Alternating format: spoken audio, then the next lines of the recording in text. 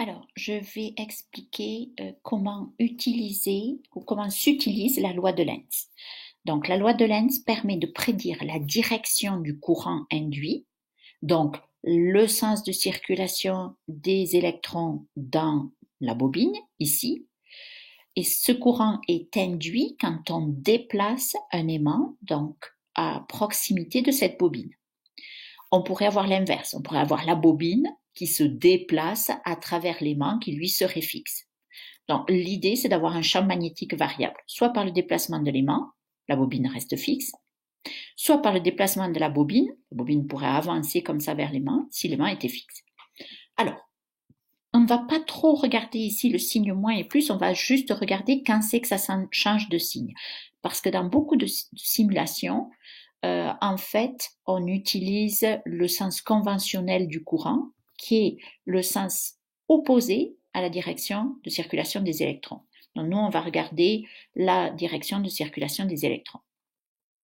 Donc si on amène ici, on approche l'aimant, vous voyez qu'il y a un courant qui est induit dans la bobine et ce courant sert à allumer l'ampoule ici. Donc vous avez vu que la flèche est partie du côté moins ici.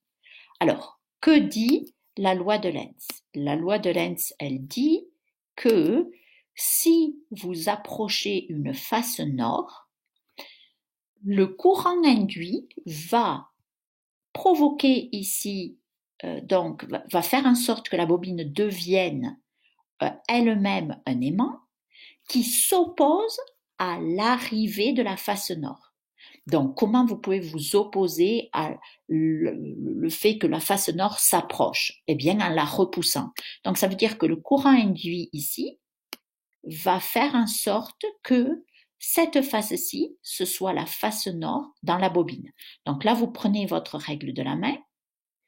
Donc, vous avez le pouce qui va aller dans la direction de la droite et les doigts vont se mettre ici sur la bobine et vous voyez que la direction de vos doigts vous montre que le sens de circulation des électrons, il remonte ici.